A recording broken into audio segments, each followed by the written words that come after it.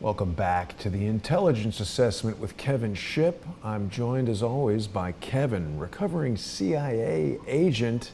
And Kevin, you've prepared another one of your amazing PowerPoint presentations for us today. Why don't we get right into that? We've got so much to discuss. It's going Yeah, to thank you, be Jason. It's good to be with you again, and hello to all of our sponsors out there. And we really appreciate you all. I think we're building a community of patriots and constitutionalists that are, and they're talking amongst each other. It's really gratifying. What I thought was really important to address on this program is there's a lot of talk about a brewing civil war in America, and that kind of came to its head during the Kavanaugh hearings, where people came out and told on multiple fronts, from the DNC, Schumer, Feinstein, and others, and just told outright lies with no evidence, personal attacks on Kavanaugh, his family, and others, and it was just unbridled, unlawful wickedness that these people were doing. They were going to try to destroy him any way they could. And you and I agree. You know, we weren't really big supporters of Kavanaugh because, as you know, I kind of despised some aspects of the Patriot Act, the ruination of the Fourth Amendment being one, and sadly, under G.W. Bush, Kavanaugh was a supporter of that. So, you know, there would have been a better choice for me, and I think probably for you. But this wasn't, in my view, about Kavanaugh. This is about what has been brewing under the surface in this country for over 20 years. And it's not an armed conflict, but we are in a war. And if you go to the first slide that I got there, and as we've talked about before, I like to do this for the sake of our viewers. Instead of just sitting here being a talking head, I want them to look at some of these points and kind of give them information from several different venues. And we all tend to learn better that way. But we need to address this, I think, first, because it's real important. Is there an armed civil war coming in the United States? Because I've talked to a lot of people about this. I get emails. They come up to me after conventions, speaking engagements, and ask, "Hey, is a civil war coming?" Well, I think it's important to stress, to be really careful in terms of an armed civil war in the United States. I think we're far from that. And I think that's important. There are so many, we'll talk about some of these things that prevent an armed civil conflict from coming, but we are in a conflict. So I think we're far from an armed civil war. There are millions of Americans, patriotic constitutionalists out there that are prepared and have been prepared for years. But that group is, as we know now, largely are peaceful Americans that just want to survive and protect their families. They're not going to come out with bearing guns and start shooting Antifa members or something like that. That's not who they are. The dark left, as I call them now, I guess Bill O'Reilly's using the term dark left or whatever. I'm not a big fan of Bill O'Reilly anyway, but I like to call it the dark left as opposed to liberal thought or ideology, because these people kind of on the dark side, they do things that are just beyond reason. But largely, the leftists, as some people call them, they're emotional. They think through emotions rather than critical thinking. They're ideologically based. They're not prepared for an armed conflict with the millions of Americans out there that are still love the country. So to see Antifa rise up and be any sort of threat to your average patriotic American, I don't think that's going to happen. We have federal state departments that are set up to prevent armed conflicts from happening. That can be good, and we'll see later how that can be bad, depending on who's in power. But I want to stress here, the real threat, at least in my view, based on what I saw coming from the belly of the beast, is what we almost had with Hillary Clinton, if there is a progressive government in the United States, meaning they no longer consider the Constitution a viable document, they want to see some changes to it. If that ever happened or happens, and sadly with some executive agencies it has, that it's the government. If the government perceives that people are becoming a threat to the government, then they're going to start removing freedoms. And we saw that with the Patriot Act. 70 congressmen and senators didn't even read the thing and just signed away our Fourth Amendment rights. So the real threat was Hillary Clinton getting into power and bringing all of her progressives with her, which essentially is linked to Saul Alinsky and Marxist thought and ideology, going way back to Hillary's college days. So that is a huge threat. It is an impending threat, and it's something we all have to keep our eyes on without a doubt. And feel free, Jason, as always, to jump in anytime you'd like. Okay, sure. The Saul Alinsky reference is very, very relevant. Oh, I'm hearing that echo now. Yeah. Well, carry on. Yeah. Saul Alinsky even made the statement that his greatest hero was Lucifer because he was the ultimate rebel in heaven. Wow. And yeah, you can go and find that in his quotes. So that kind of shows where the roots of that whole thing come from. But the target, we are in what has been called, and I think accurately, an uncivil war. We're in a war where civility in the United States, ethics, morals, and standards have been completely thrown out. And as I've analyzed this for 20 years since I wrote an article inside the CIA, because the CIA was doing this and had such a large response, they shut the whole database down. And 99% of the people, the response was positive because they were so tired of the thought police. So this has been going on since I wrote my article, which I just put out on Twitter today, and that was in 1994. But this is what people need to understand regarding this uncivil war that we are in and what the target is. Progressives, Hillary Clinton's Democratic National Convention, the DNC, and the Democratic Party itself are against the founding principles of America, the traditional family, the Judeo-Christian ethic, right and wrong, faith, and things like that. That is their arch enemy. They don't believe in God. They're largely atheists. So they consider that their target. They no longer think the Bill of Rights, if you could imagine that, is tenable any longer. And I think it was Cass Sunstein, the husband of Samantha Power, UN ambassador under Obama, has come out and said, he teaches at a college, he thinks the First Amendment should be rewritten, if you can imagine that. So this is what they're against. They're teaching in universities identity politics. They have feminism studies. This is not the feminism that we all espouse to, the first feminism. And those feminists are now coming out against what they call the second wave of feminism that states that all sex is rape. Men are the number one enemy to society. Testosterone is the worst chemical on earth. And they're just crazy things like that. But they're teaching this stuff in the universities. One class in a college just came out, and they made the white males in the class sit on the floor, chained at their wrists and their ankles, and told them to shut up through the class, and as an example of the new things that are coming, and goodbye to the old America. That's how bad it's gotten. And one of my pet peeves is Planned Parenthood is funding this, and they have stepped up their efforts because of the Kavanaugh confirmation. Now, Kevin, sorry to interject, but I'm not sure if you saw this earlier today, but there was an article in the New York Post that Bill de Blasio has just signed into law. In New York State, you now have a third option for gender on your baby's birth certificate. Yeah. So even before the child can decide what he or she identifies as sexually, irrespective of what DNA and chromosomes might have to say about it, the parents can choose to put X there. Is that insane or what? I think so. I think it is. I mean, seriously, that these people, it doesn't matter whether you have a PhD or not. Trust me, I worked with a lot of them in the CIA. These people are, I don't know any word other than intellectually sick to even have a concept of such a thing. What Planned Parenthood is doing is pushing transgender training classes to second graders. So, little Jimmy, you may be Janie. You just don't know because you're not young enough to make that decision. So you could be a Janie. These are second graders. And the problem, Jason, that I've seen for the last 20 years, people have sat back and let this stuff happen. We can't do that. We are in an uncivil war where we have, and people are, you are, I am, finally standing up against this stuff and saying, no, you're not going to teach my children that twisted stuff, and you're just not going to do it. But that's the target. As who was it, Jimi Hendrix? Someone said, if you can get a child early and change their thought patterns, and you have them for life, and that's an old psychological principle. Yeah. You get a kid. They taught us this in our master's program. If you can get to a kid between the ages of 1 and 6 or 1 to 9, and you can engage them in sexual abuse or any sort of other trauma, then they are permanently imprinted and messed up for the rest of their life. Wow. And I think these people know that. And I think that's why they go after the kids. And then lastly, I was in the CIA in 1994.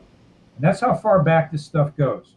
Uh, my boss came in, he was a decent guy, he was just the messenger, ordered us all into this big conference room, and everybody sat down. And he goes, I have been ordered to convey this to you. This is an order coming from the director of the CIA and ultimately from President Bill Clinton and, of course, his quote unquote co-president, Hillary Clinton. The order was this, that no one is allowed to say Merry Christmas or have a nativity scene on their desk or their door, excuse me, in any CIA office space. And if they do, they'll face administrative penalties. Yeah. But if you want a prayer rug and convert to Wahhabism, that's okay. You can direct the whole thing. Sure, and the director of the CIA, John Brennan, I think he was a practicing Muslim. So yeah, and the place just began to unravel. And this was sad, Jason, because then the lawsuits started flying against CIA managers from this so-called multicultural diversity training, which was just splitting up the agency population into opposing warring groups, dumbing down, promoting people that did not have the qualifications to management positions. And it was so bad that managers that I respected in the CIA who had done dangerous missions overseas retired early because they were so afraid of getting a lawsuit from the multicultural diversity movement. Wow. Dumbed down the entire organization. So wow. I wrote an article and posted on an internal database that's on Twitter today, just decrying and proving what a fallacy this stuff was, and set a record in the most responses in this database in CIA history, so much so that they shut the whole thing down. But my point is, this started in 1994, and before that, this target against the founders and the founding principles of America, and that's the point. Now, let's go to the demographics slide here. Excuse me. If you look at this slide, I think we've all seen it, the red states and the blue states, particularly in the last election. You can see the number of red staters. The blue state Democrats, these ideologues, tend to focus or be concentrated in the big cities, California, New York, Colorado, places like that, with these populations. The rest of the country, though, which they don't want people to know, is largely still American constitutionalists who believe in America's founding and its traditional principles. And you can see from the red states that that's a big area. Some of them less populated than, say, Los Angeles, but they're there. So this blue wave, I think, baloney, and this what the willing major media is putting forth, that there's more Democrats out there, more progressives than anyone else, is just a bunch of baloney. And I think if people understand that, then they're going to be stronger to stand up against it and call it out. All right, let's move on. Excuse me. Michael Savage. I love Michael Savage because he's just way out of the box. I don't agree with him on everything. I agree with him on a lot, but I love to listen to him because the man's not afraid of anything, and that's always a good thing. So he came out with an article, I just saw it today, that I thought was really insightful, and he says what no one else, at least for the last, since I wrote the article, 20 years almost, has been afraid to say. The DNC and the dark left, its umbrella, sees one particular group of people in this country that represent the founders of America. You know, they claim that the founding fathers were bigoted, a group of bigoted white men, slave owners, abusers, and on and on and on they go. So therefore, the Constitution is no good, the Bill of Rights is no good, and that's their tenet. Well, Savage came out and said this. What it is about the Kavanaugh that is so agitated for all these leftists is, number one, he's white and male. So you can check those two boxes as far as an enemy goes. Two, he's heterosexual. Uh-oh, that's anathema. Strike three. He's married. Oh my gosh, a man and woman relationship in marriage. That's strike four. And oh my gosh, last but not least, throw in the fact that Savage happens to be a Christian. He's a very critical thinking Christian, based on, he's very, very open and wide in his Christianity and adherence of the Old Testament as well. But he nailed it. That's the group that these groups hate because they think this particular single target represents the founders and the founding beliefs of America, and that is what they despise. And that Savage goes on to say, you combine all of these five elements, and these are the enemy points of the American left, and he is absolutely right about that. I saw that in 1994 in the CIA, where they took us all into training classes and told us, if you're white and you're male, you're bigoted, you just don't know it, you're a racist, You just don't know it. You're sexist, and you just don't know it. They literally said that? Yes. Oh, yeah. Absolutely. Absolutely. And I was a supervisor there, so I had to pay these people. I can't say how much because it's classified, but they're making upwards of 10,000 plus a week for this Whoa. garbage. Yeah. And they'd come out in the class and they'd massage the guy sitting out there and saying, "How does that feel? Doesn't feel so good, does it?" Well, now you see. I mean, it was just way off the page, and that was in Wow. '94. And Wow.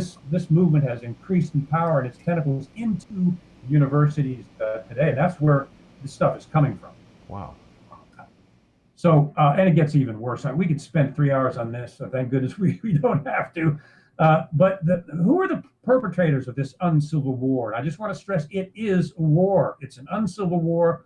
It's not going to be an armed conflict, in my humble view, at least not in the next 5, 10 years. Who knows after that? But it's important for people to understand where the war is. The Democratic National Committee and the Democratic platform is derived from Saul Alinsky's protocol of rules for radicals and how to overturn a constitutional government by putting on a suit and fighting from the inside. He was Hillary Clinton's mentor. She corresponded with him in letters. That is the basis of her government ideology. And of course, as we mentioned earlier, Alinsky's hero was Lucifer, the ultimate rebel, in his words. So that's a little dark. In terms of multicultural diversity, there's feminists are coming out. Heather McDonald has written a wonderful book on the diversity of delusion, and she's a feminist. And she makes a great point that this is the second wave of feminism. It is not feminism. The original feminist movement is upset with this new wave of feminism, which is militant, largely believers in the New Age movement, and anti-Judeo-Christian, hands down. And that's the new feminism. Well, that's, according to her and others, that's not feminism at all. That's a militaristic form of, they don't want equality, they want power. I'd encourage people to read Heather McDonald's book, The Diversity Delusion. I don't know her personally. Hopefully I'll meet her someday, but it's a great book. They have a new religion now, and it's progressive thought.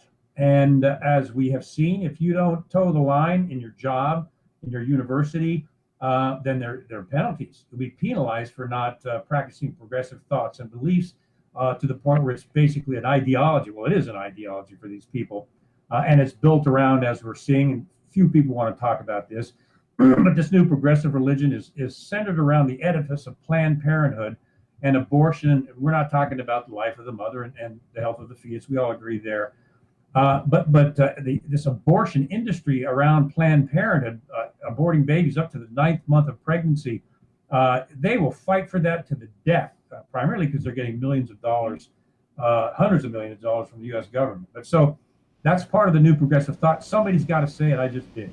You know, real quick, Kevin, there Go was ahead. something I saw maybe a week ago that President Trump has terminated a government program whereby body parts of aborted fetuses were purchased for, I don't know what, scientific experiments, but Right. President Trump has terminated that. I also wanted to, while you're talking about feminism, to me, and this is maybe controversial to say, but the whole transgender movement seems to fly in the face of feminism.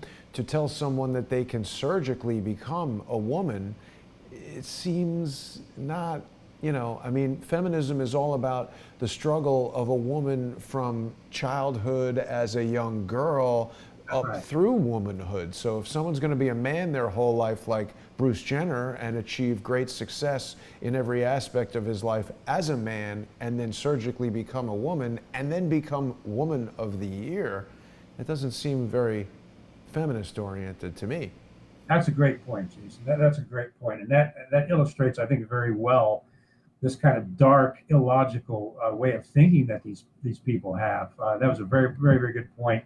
Um, One of the things along the lines of what you're saying that the DNC has done, because they have to win, they'll win at all costs, is they've become the umbrella to every bizarre militant group out there that will vote Democratic. They take them in. So, for example, gay rights, there's a lot of gay people out there, and it's their right as Americans to do what they want to do in the privacy of their own lives, and we all support that.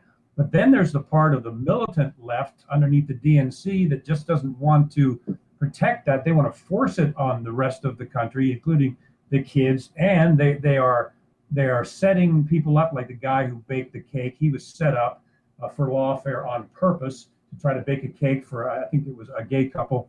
That wasn't him trying to force his beliefs on them. They were setting him up. So you've got this radical group that has come in under the DNC and is now attacking the founding principles of America too, as part of this dark umbrella. I'm sorry, I have this problem with telling it like it is. This dark umbrella that the DNC has put up. We have seen, Jason, incredibly, Hillary Rodham Clinton. I call her the global princess, or the dark left princess. We have seen an actual deep state soft coup against an incumbent president, the president of the United States, with high level intelligence professionals. And I'll talk briefly about that in a moment. So we are seeing a war in America without a doubt. It's not involving arms and bullets, but it is a war, and it is penetrated into the deep state parts, shadow government parts of our government. I've been sounding this trumpet, goodness, since 2012. It was lonely for about 5 years, and I guess that was picking up. But we've actually seen that come out before the Kavanaugh things happened. So the movement, as you can see by the slide I put up there for everyone to see, it advocates violence. And I'll give you some quotes here. You quoted a couple before that were very good. They are advocating violence to overturn this movement they see as a threat to their way of life. They're encouraging mob rule. We've seen Antifa and these films of Antifa blocking traffic and looking basically like a terrorist organization. They encourage that. And my comment to Antifa is, if you got any guts, take your mask off. And if you believe in something you're standing for, don't be a coward. Put a mask on your face and carry a bat. This is a very important point you're raising, Kevin, because someone wrote a crappy comment on Twitter or something. I've been very opposed to people acting anonymously. I think we all really value our right to privacy, but it's important that we point out there's a difference between privacy and anonymity. If I want privacy, I'm free to go to my home, close the door, and be free of unreasonable search and seizures, to have communications, and as you said, practice my own romantic relationships in whatever way that I choose within the confines of the law. That's privacy, to not have that invaded. But you can't buy a house without revealing who you are. You can't get a driver's license without revealing who you are. You have a right to privacy, but I don't believe you have a right to anonymity.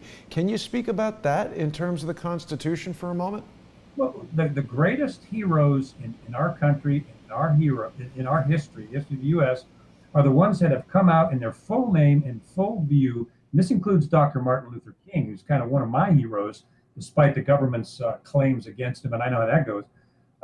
These people come out full bore with their names and their faces all over the place, and they're the ones who've made significant changes in this country. I got sick to my stomach, frankly, Jason, at the number of good CIA officers who sent me notes when I was writing these articles, sent me notes saying, man, you got real kahunas to do this, man, keep it up. And I'm like, well, hey, you going to speak up to? No, I'm not going to do that, man. They'll screw me. So that's been our problem is people need to come out without an anonymous cover. And if Antifa really believed and they were patriotic and they believed in what they were doing, they'd take the ridiculous masks off, put the bats down, and have the guts to step up into the public discourse and defend their ideas with facts. Yeah. They're pretty close to a terrorist organization, in my opinion. They're right on the line. I'm shocked that it's legal for them to demonstrate in public with masks. Like, why can people like the KKK and Antifa go out with a mask on? I mean, it's like you're going to rob a bank and you can do things with hiding your identity in public, and they're hitting people on the head with bike locks and cursing and screaming at motorists. Yeah. Why are they allowed to do that? Yeah, that's the actions of a chicken, in my opinion. And I think what needs to be made public is they are cowards. If they weren't cowards, they'd put the bats down, take the masks off, and have the guts to stand up and back up what they're saying in the arena of discourse, but they don't. And there's a lot of people who support this concept of anonymity who like to point out that Thomas Paine wrote these pamphlets, Common Sense, and he did it under an anonymous name. Writing pamphlets is a little different than directly targeting a person or going out in public with a mask on and doing violence. I mean, if you want to be Banksy or something and do art under an anonymous name, that's one thing. But I think when people want to participate in this public discourse, or when they want to attack the integrity of another individual like yourself or me or anyone who's coming forward with information, it is, I think, incredibly cowardly to do that from a sock puppet internet account or some other anonymous platform. It's really, really bad. Yeah. Any coward can do that.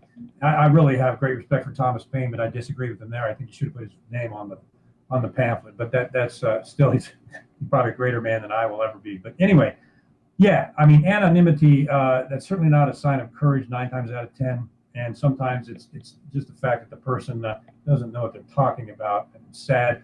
And you know, by knowing me well, Jason, that I am really opposed to secrecy unless it's absolutely needed. When we were in the field undercover, it protected our lives. If we would have been identified, we would have been not just killed, but probably tortured.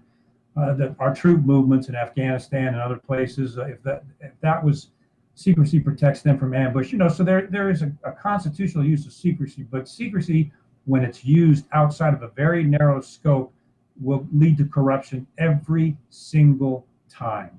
And if it gets to the point where Congress is ruled by that system of secrecy, as it is by the CIA, then we have tyranny. And secrecy will lead to that every time, unless it has moral and ethical controls on it.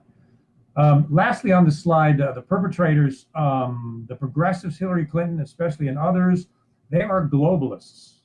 What they want is the end of U.S. sovereignty. George Soros, I think, contributed $21.1 million into Hillary Clinton's presidential campaign. He has come out publicly stating he wants to end the sovereignty of the United States. So we see who these people are, and it's important for people to see who these people are and what their goal is. Once you get that fixed in your mind with the facts behind it, then you'll know who is trying to destroy this Constitution of this country. And that helps us reach a conclusion we'll talk about at the end here, what we can do about it. Let's mention, this is worth mentioning. It's been in the news a lot, but I want people to understand, excuse me, what this means. The DNC, initiated by Hillary Clinton and the deep state, actually has engaged in a soft coup against a sitting, duly elected president of the United States. Now just think about that. What I'm talking about here, this progressive quote-unquote movement, I'll explain who they are in a moment, actually, with the heads of government agencies, John Brennan being at the center, the director of the CIA instigated this coup with the directors of the FBI, even with British intelligence, to come up with a fake dossier, that information from Russian intelligence, to try to bring down Donald Trump with completely false information. Hillary Rodham Clinton instigated it. The DNC coordinated. They laundered the money through the law firm Perkins Coie, and then into Fusion GPS, and the attorney over to the right, the picture that you see there, Mark Elias, coordinated this whole thing. He's a Hillary Clinton attorney, a DNC attorney, made this all happen. Wow. It was taken by MI6, given to the CIA, John Brennan, who disseminated to the FBI and James Comey. They filed the false affidavits enabling the NSA to spy on members of the Trump campaign, over 300 people, and then it was handed over to the willing news media that published it as if it was fact. Wow. Here it is in plain view, how deep this movement goes against our constitutional form of government. That's amazing. It's, 10 years ago, you would have thought that this was some kind of crazy theme for some sort of spy novel. Yeah. And it is so bizarre. You have to sit back and think, my gosh, is this really happening? And sadly, it is. All right, let's go to the next. Now, what is the DNC? If people are a Democrat out there, that's perfectly fine. We need Democrats and Republicans. My family were JFK Democrats, and I'm big on protecting the people and civil rights and things like that. But the DNC of today is not the party of JFK at all. And I know some people that are still Democrats, and I have these discussions with them. It's not the same party as JFK. It has become ruthless, aggressive, and criminal in the soft coup I just showed you. Some of these people, I'm pretty sure, are going to be indicted after the midterm elections. James Comey, John Brennan. That's why he's becoming so aggressive. He has committed what it looks like felonies. Andrew McCabe, and on and on and on. These people have committed conspiracy to obstruct justice. And I talk about the actual Title USC violations in another lecture here. But they have done actually criminal activity at the highest levels of government. They are, by their own admission, democratic socialists. Okay, that sounds nice and sweet and kind of candy coated until you get into what a democratic socialist is. I'll talk about that in a little bit. And they love, Hillary Clinton has come out and called herself a progressive. They love to say that they're progressives, and I'll explain what a progressive is here by out of their own statements in a moment. So the DNC's enemy is, at the point I've been making leading up to this slide, the DNC's enemy is America's founding principles and the Bill of Rights. Unbelievable, that is now their enemy. If you're a Democrat, check me out. I beg you, check me out and go in and research what the DNC has become. And as I mentioned before, they're now an umbrella for every radical militant group, including radical Islam, that will come over under the umbrella to attack a common enemy, and that's constitutional Americans. People will say, well, how can progressives get along with radical militant Islamists? Because they're against gay rights. They kill gay people, but progressives, how can they get together like they're doing? The fact is, they both have a common enemy, and that is constitutional traditional America.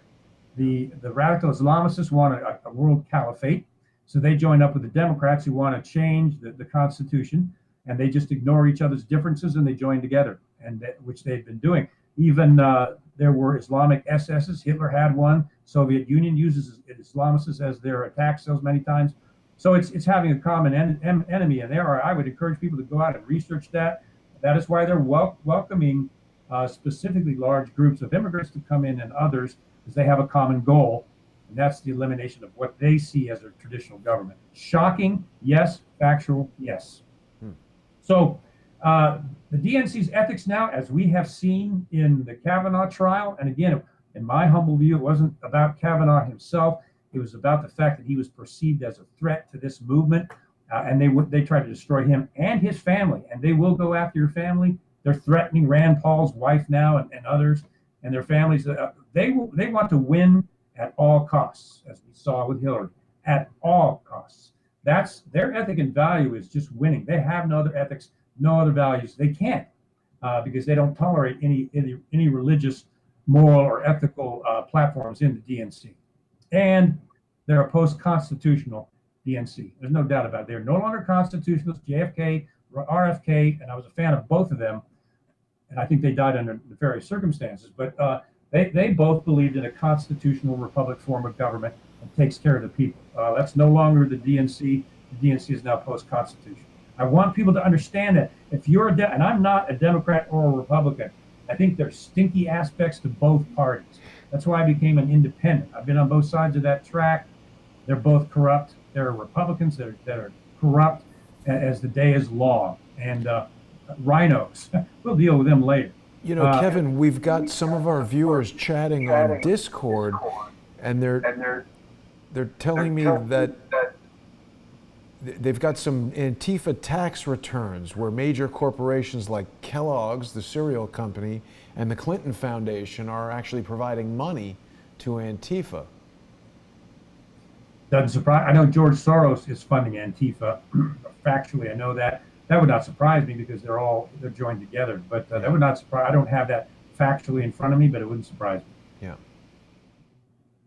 So I want people to understand, excuse me, that the DNC is not the same as it used to be. If you're a Democrat, please, I beg you, look into this stuff. If you really care about what is right and about the constitutional form of government, the greatest governing document ever written by man and making people the most free ever is the Constitution. Research this, and if you reach the conclusion based on the facts that the DNC is what it is now, my advice, my humble advice is get out, leave. I'd become an independent because I don't like either party, but please get out. Just examine who they are and the groups that they include, and think critically. They no longer teach critical thinking in colleges anymore. That's the problem. We should think critically about Donald Trump. We should think critically about Congress. My wife thinks critically about me. It's healthy. It's a healthy part of discussion, and it helps lead to truth. So let me just read, and I don't want to give too much to people now because I don't want to overload us. But I want people to understand what progressivism is and what it teaches and its basic beliefs. And the primary one, excuse me, I've got allergies going on here, but things must go on. The concept of government, of progressivism, is very important to understand. They have a quote unquote evolving idea of government. What they want to see is a living constitution, one that can be changed to fit the times. Uh, Now, if you think about that critically, how stupid can you be and still breathe? This document got us to be the greatest economically healthy society and government in the history of mankind, and they want to change it. That's how pompous and self-aggrandized they are. I call it it's kind of the arrogance of ignorance. You think you're smarter than the rest of the population, so you do stupid things. Saw a lot of that in the CIA. But that someone would even think that the document that gave them the freedom to be a moron, they want to get rid of. But Kevin, don't we have amendments to the Constitution? Isn't there Yes. some accuracy to that statement? The way to change the Constitution is through amendments, and that is written in the Constitution. Got it. And it can be put before Congress to make amendments. Absolutely, that's one of the beauties So of the document. what you mean is people shouldn't be doing things like going to the floor of the Senate or to a Supreme Court justice confirmation hearing and just blurting out everybody has the right to be believed, which we actually do not have that right. Oh, yes, and as I mentioned, Cass Sunstein and other progressives, they want to change the wording of the First Amendment. What part of the First Amendment, the wording, would you possibly want to change? That's the basic foundation of our freedom of speech and assembly. What do they want to change about it? What can you change? And if you do change it, it can only go down. Well, what do they want to change? Have they said what they want to change about it? They haven't. No, I'm sure he does in his classes. He's come out and said publicly that he wants to see the First Amendment changed and rewritten. Wow. I have not seen exactly how he wants that to be rewritten. And Interesting. if somebody's got that from his classes, I'd love to see it. He of course, is the husband of Samantha Powers, the UN ambassador who unmasked 300 names through the NSA. But anyway, back to Cass Sunstein, that is the basic tenet of progressivism. The Constitution is old and outdated, and in his case, the First Amendment needs to be redone.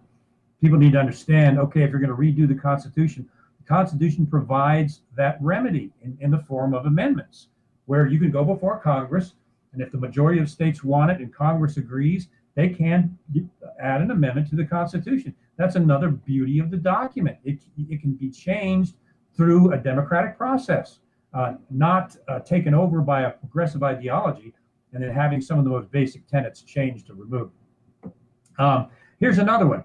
They believe the government should take on whatever role and size the current times demand. Therefore, larger government taking care of the people. We all know, at least some of us do, government will go bad every time. History shows that. If it doesn't have checks by the people and balances, it will go bad. It's the nature of government. You get into secret government and it's even worse. But progressives believe that government should grow and increase in size if that's what is necessary. Here's the big one. Progressives, they admit this in their documents and their writings. They believe in moving beyond the quote unquote limited perspective of the founders. Limited perspective of the founders. I don't know if, I'm sure you have. I've read a lot of the writings in the Federalist Papers by John Adams. It is absolutely brilliant in terms of defending freedom, restricting government, and protecting individual rights. That's what the Bill of Rights is all about, protecting us from the government. Limited perspective, okay, what is that supposed to mean? They don't like the foundation of this country. They don't like the Judeo-Christian principles that the Constitution was founded on. I think our entire criminal justice system, the way it's set up in the courtroom and the jurors, that all came, I think, from the Old Testament. Some of the laws that were put in place back then. So a lot of that comes right out of the Judeo-Christian teaching, and it's not perfect, but it's been working pretty well for years. Prison reform, that's another issue, man. We need to do something about prisons because they're a joke, but that's a whole other show. Now, here's another kicker. Progressivism disagrees with the Declaration of Independence, that the purpose of the government is to protect the individual and their natural rights. Huh. Let's just let that hang there for a couple of Yeah. seconds. Excuse me? Uh, like I said, they would not have the freedom to be a moron if it wasn't for the Declaration of Independence. And I want to stress here too, Jason, because I hear this all the time. Well, from pastors behind the pulpit, and maybe in synagogues too, because they're both so important. But they will say, well, we don't want to get political, and so we're not even going to talk about this stuff. And not only that, we may lose some of our tithers. Right. They need to remember that 27 of the signers of the Declaration of Independence, many that gave their lives were pastors of churches, and they gave it all for the freedom that we now have to be stupid, if that's what we want to be. It's just, you read this, and if you don't distill this down critically, when you do and you read it critically, it's like, I don't believe these people think this, but they do.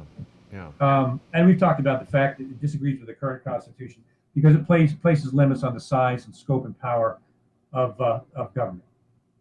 So it's important for people to understand when someone says they're a progressive, what they mean. Now, here's something that's very concerning. And we're gonna give some quotes to prove this and back this up here in a moment. You've given a couple of good ones already. The DNC, the dark left, has been inciting acts of violence. And let me stress again, I am not a Republican. As a matter of fact, there were some members of the Republican Party that blocked my whistleblowing in the very beginning when I approached Congress. So I'm no fan of either party. So don't get me wrong. I'm talking about the DNC and it's inciting acts of violence. The GOP, with all their faults, they have not done that. So it's important to realize. You remember the attempted massacre where Steve Scalise was essentially mortally wounded. If it wasn't for science, he would not be alive today. And that was a Democratic activist who was targeting a massacre of Republican conservatives. SEI union member as well. SEIU card-holding union member. Yeah, that's right. That's right. Now, the problem with encouraging acts of violence is that there are mentally ill people out there that will take that cue from these representatives and do it. And we've seen that. Rand Paul, now, of all people, I don't like very many GOP congressmen and senators, but Rand Paul is a constitutionalist just like his dad. Neither one of them have, as is Ted Cruz, neither one of them have changed their position on the Constitution, limited government, and auditing the Federal Reserve. And of all people for them to attack, they attacked Rand Paul, his neighbor, because of his political views, almost beat him to death in his front yard. His wife is getting death threats. She's just come out and given an interview lately that she's now armed. She sleeps with a gun next to her bed, and she has police patrols coming by her house because of the threats from the dark left on Rand Paul. That is the uncivil war I'm talking about, and it involves violence. Go ahead, Jason, you got something? No, I'm just shocked. Yeah. We saw Sarah Sanders mocked and run out of that little restaurant. I think it was in Lynchburg, Virginia. Antifa, we're seeing them block traffic. There's a video I'd encourage people to watch.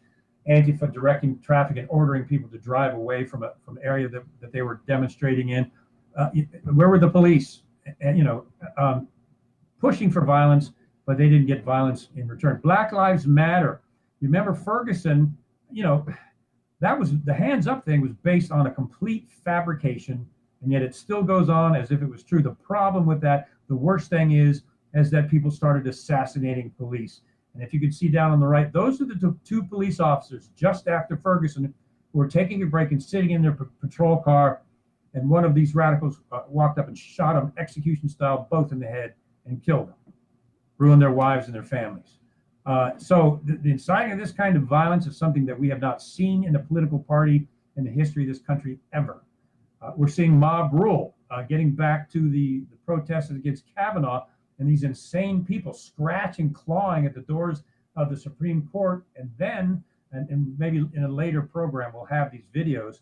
When Kavanaugh was confirmed in the Senate, someone got in the back and started screaming and yelling. And as they were carrying her out, I heard a psychologist say he'd been in a lot of mental hospitals. It sounded like the screams of a mental patient, almost demonic. So these people, this mob rule, they have gotten out of control, come out of the shadows, and we saw them in full view in the Kavanaugh. That's why I'm saying this is not about Kavanaugh. This is about the dark left starting to rear its ugly head in this uncivil war we have going on.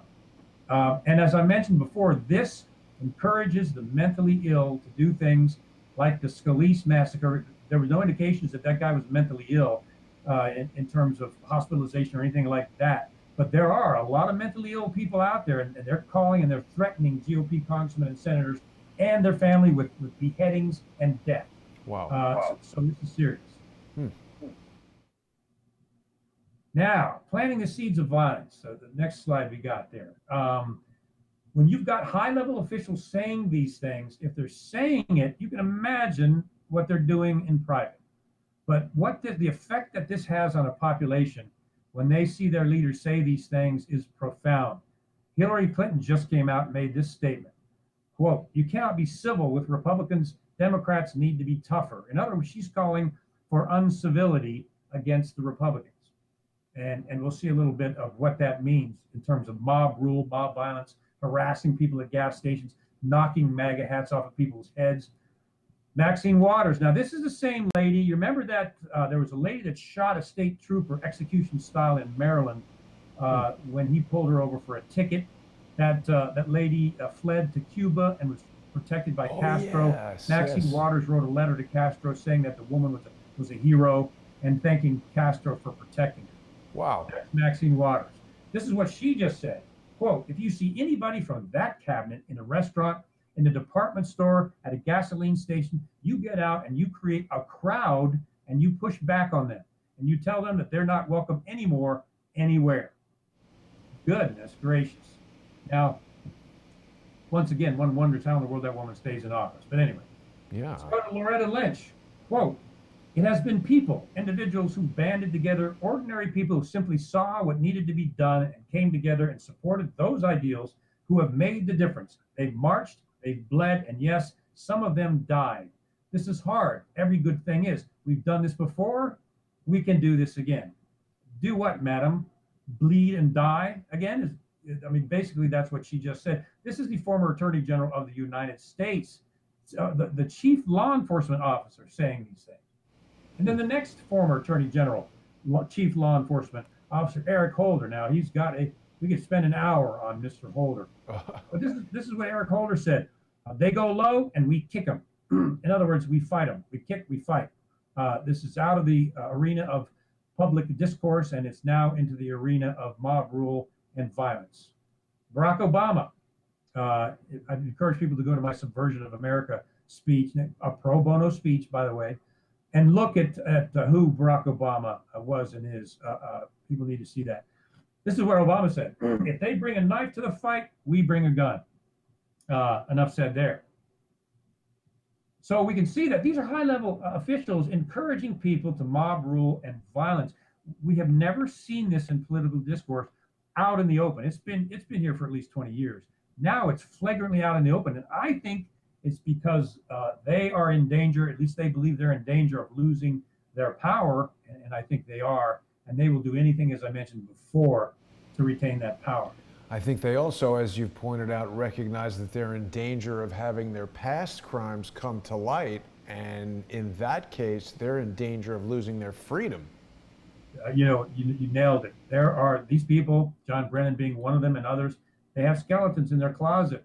And here comes this guy named Donald Trump that starts demanding investigations of the intelligence community and the FBI and some of the Democratic parties like Dianne Feinstein. These people have criminal skeletons in their closets. And when somebody is guilty of something, and that is the light is turned on, that what do? They fight, and they fight hard. I agree with you. I think that's what we're seeing. Not so modern propaganda. You and I did a show on this on Mockingbird 2.0. And the media, as most of us are now seeing, is unbelievably propaganda ridden. I think 99% of the coverage is against Donald Trump. And I'm not pushing Donald Trump here. What I do like is his confronting the deep state. But the willing media is essentially a propaganda arm of the DNC.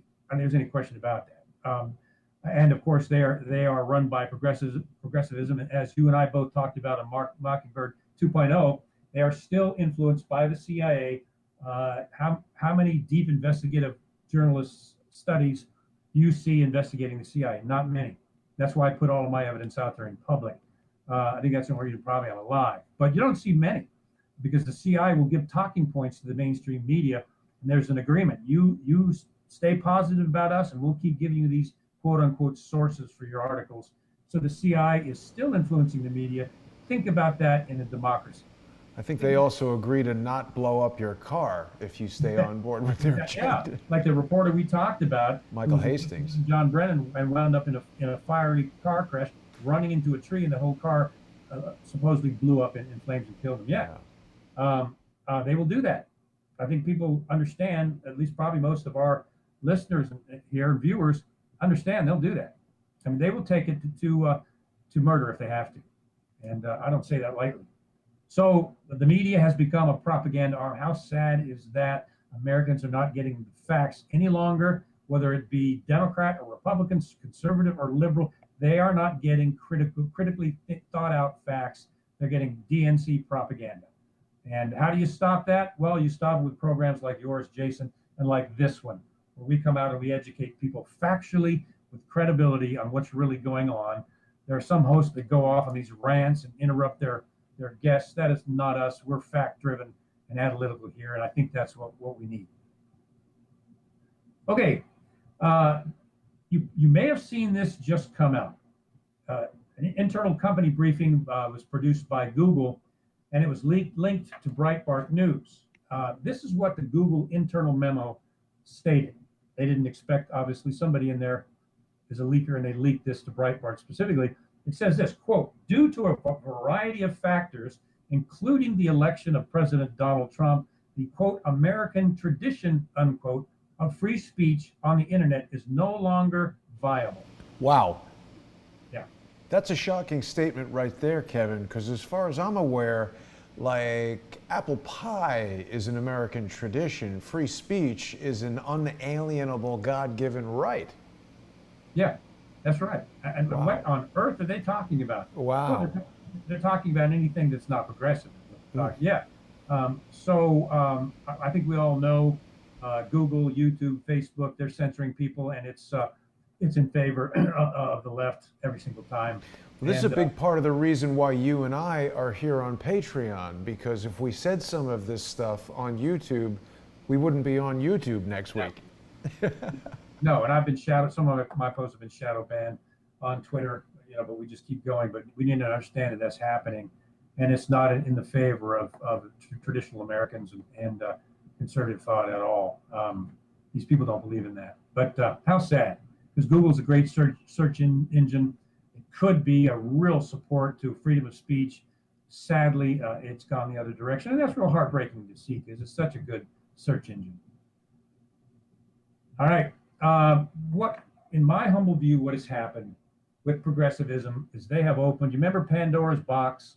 Of course. You had this box of she thought was glittering jewels, and she couldn't resist the temptation. Finally, she opened it, and all of hell came out, all darkness and demons and all kinds of things, and what looked like it was glittery and became tormenting.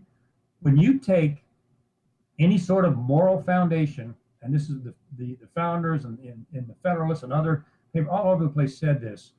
Benjamin Franklin said this. When you take away the moral foundation of a free society, that free society will go into tyranny every single time.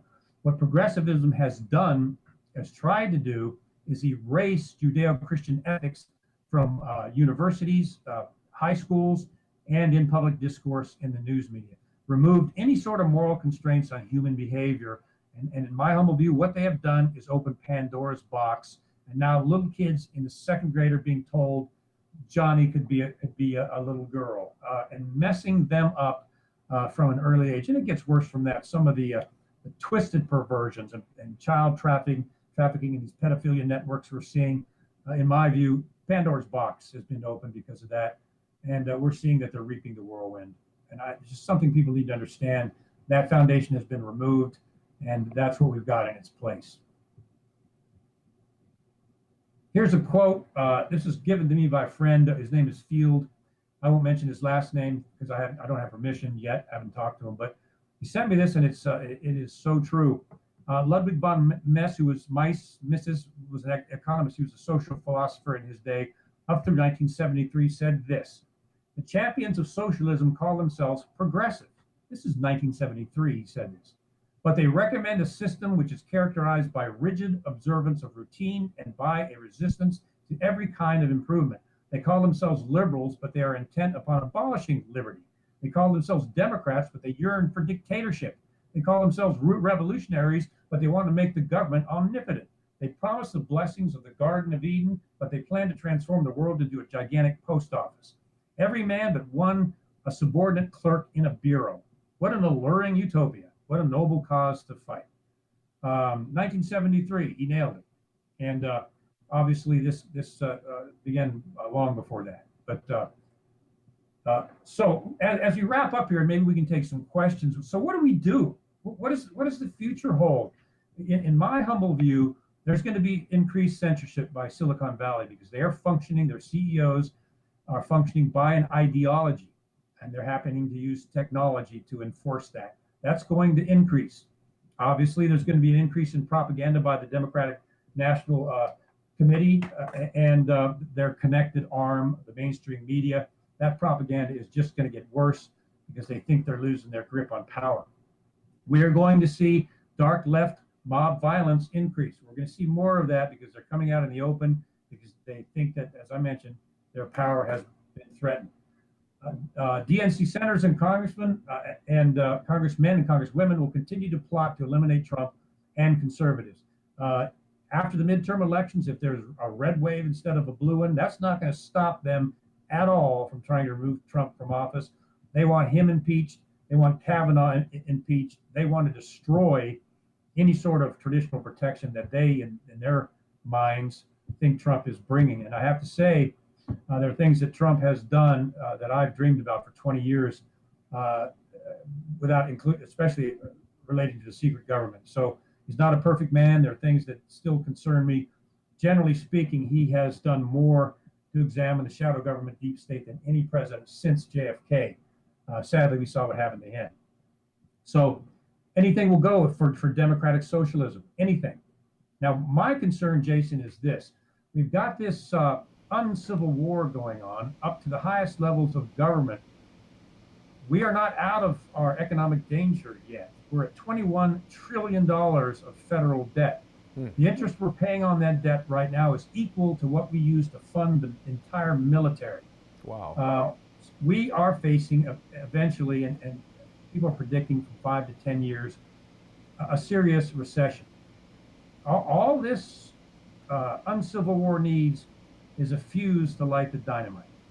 And if the economy tumbles, we're going to see some bad stuff happen.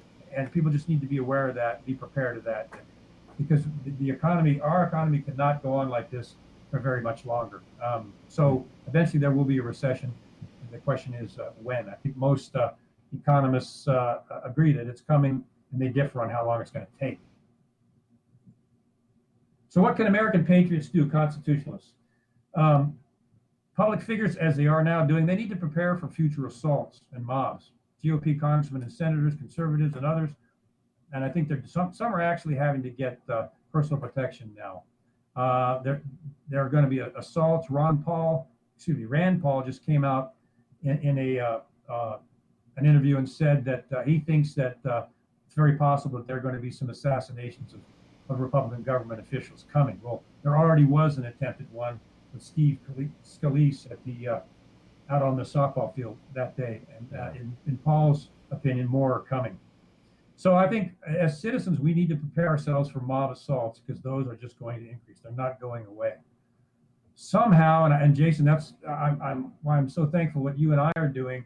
We've got to establish free speech in social media. And the reason you and I went to Patreon is because of that, of the $1 membership. We can't be hit by the YouTube trolls or their algorithms, be banned. It's a lot harder to do that to us. That's why we came over here, and it's being really successful and really gratifying. But this is what we all need to do. We need to establish credible, free speech, programs on the internet, and I stress credible, factual ones that will counter this propaganda. And they're popping up, good ones are popping up, and it's wonderful to see. When people start getting themselves informed and start speaking publicly, that's what this country is all about. That's what the Constitution is all about. Doing nothing is no longer an option in this country. People of all walks of life need to understand what's going on and prepare themselves to take action by voting, by having the courage to come out in public meetings and stand against this stuff, by writing and by speaking. And it takes guts, it takes courage, but the time has come for that. Time's past time. We all have to stay informed. People are busy. They're just trying to survive. Husbands and wives are working long hours, 6, 7 days a week to provide for their families. And I hope, Jason, that's what you and I can do is in a half an hour to an hour, at least help these people stay informed about what's going on, because they just don't have the time to do this. When I was working at the CIA, I'd put in 12 hours a day. I didn't have time for this sort of thing. So I understand that. They've got long commutes. So what we're trying to do, God willing, is bring out credible information to these people so they can stay informed with the little time they have. I think, in my view, people need to have some sort of personal defensive protection. Now, let me stress what I mean by that. When I was in charge of the CIA police force training, we taught the force continuum. I'm not talking about everybody packing heat. I'm a big believer in the Second Amendment. I carry a concealed weapon. I have several reasons to do so. I think everybody that has the right and can qualify should do that. I think, and be trained to do that. I think that's a good thing.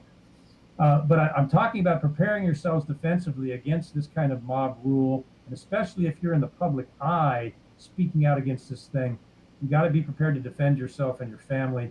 My wife and I have several layers of security.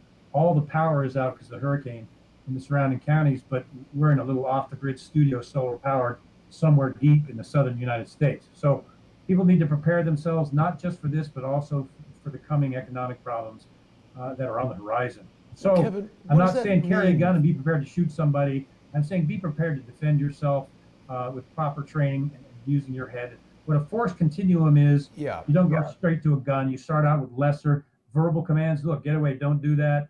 Some states will allow you to carry pepper spray, others will not. But shooting is the last resort, only if a gun is pointed at you. That's what we would teach the police and the CIA.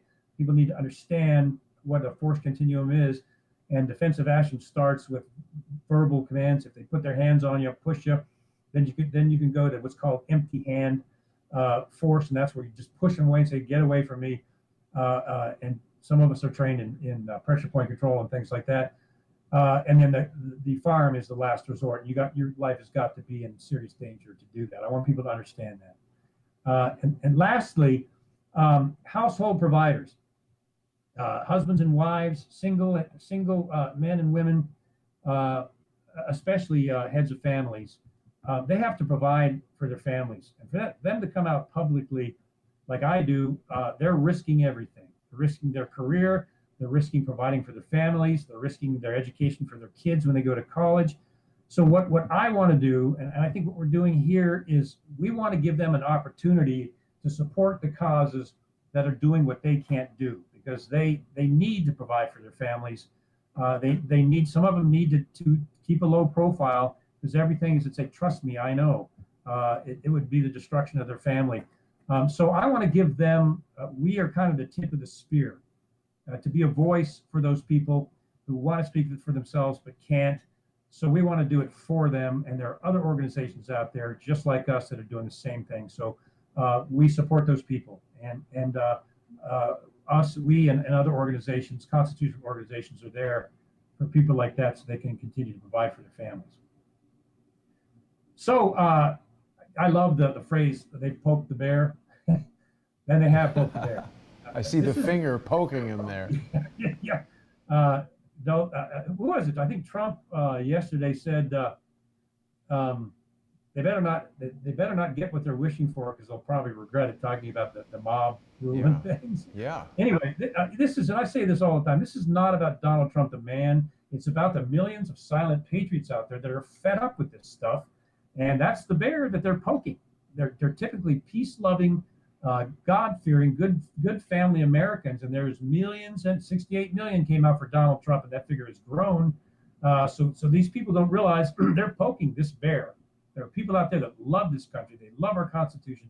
They love their fellow man, and they're poking these people, and they're going to wake up. A blue wave in November, yeah, we'll see.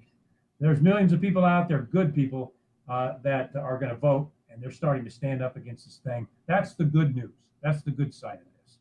Trump rallies, I think they have people that wait in line 2 days to get in there because of the message. It is the message that's got people alive, back to the Constitution, back to religious and speech freedom, back to the original foundation of America. That's what that message is all about. So finally, and then maybe we could go to some questions. We have to remember what America stands for.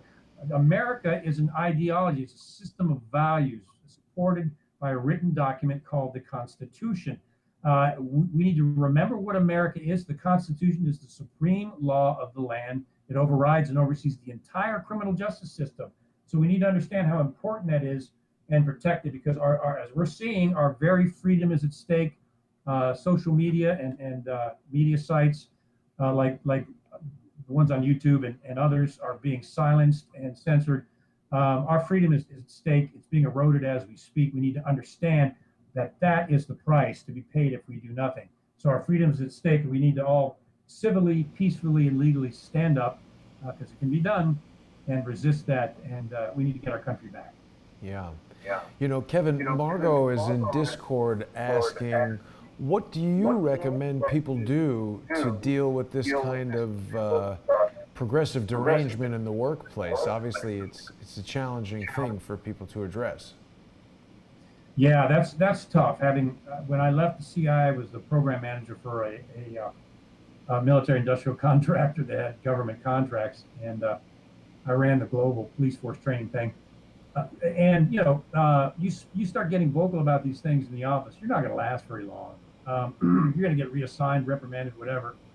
And when I was doing the program as a program manager for that particular global initiative, I didn't go around shouting my political views in the office space. When I was off duty, then I was on writing articles and doing interviews, doing things like that in my spare time. So I don't think that people should be spouting this off at work.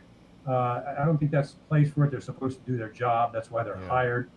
But on their own spare free time, constitutionally, they're able to do whatever they want and stand up civilly and speak out about these things. Yeah, it's a good question. You know, when I used to run 21st Century 3D, there were a number of employees there. And at one point, someone put a political statement on Facebook, and he was wearing a 21st Century 3D t-shirt in his Facebook profile picture. And all I said to him was, look, you know, I'm not going to tell you what you can or cannot say on social media, but if you're going to express political views, you need to take that 21st Century 3D shirt off of your profile, because it suggests that 21st Century 3D supports this position, and I don't want you to do that.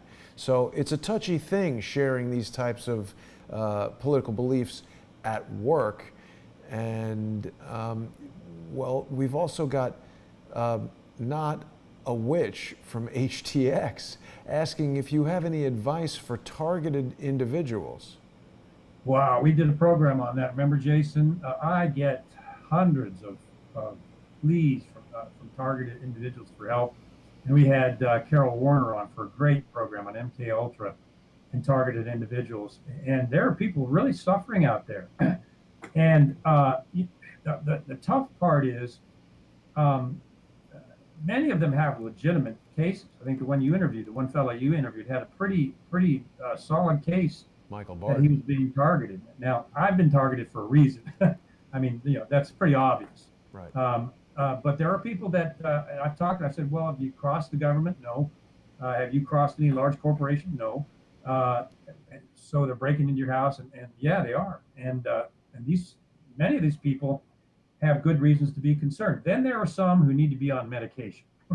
So you got to sift through which one it is. There are some that are, I've talked to some that are very concerning, a former NASA scientist and his wife, that were being hit by something. Wow. And that's what they were being hit with is a whole other thing, one other program.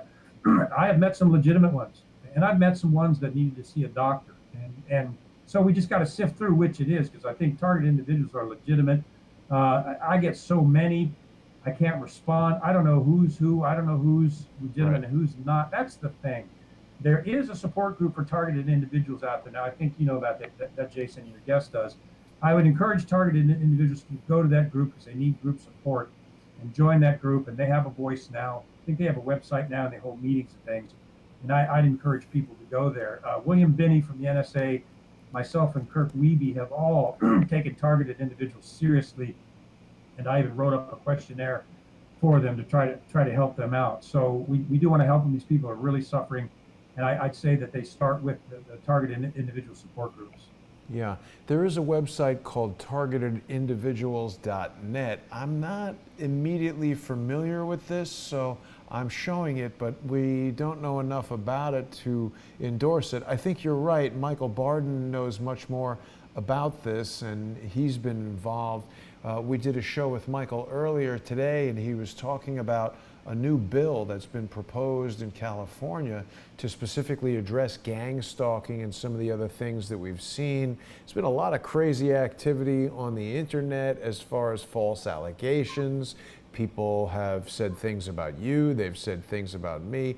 Obviously, that's always going to happen, but when it comes to police harassment and all that, obviously becomes very, very serious. One of the things that Michael Barden and I have speculated about is that in the case of individuals like yourself who are targeted for leaving the CIA and revealing information that they don't want revealed, there are certain tactics, certain weapons, let's call them, that are used against you that could run the gamut. We don't need to go over all of them here, but it certainly stands to reason that if there are groups or agencies or people that are going to deploy this type of weaponry, they would need to develop it and test it. So there could in fact be a certain group of individuals who are essentially beta testers of this that maybe have done nothing, but they're targeted because these things are being tested on people who just happen to be unlucky enough to be the subject of that testing.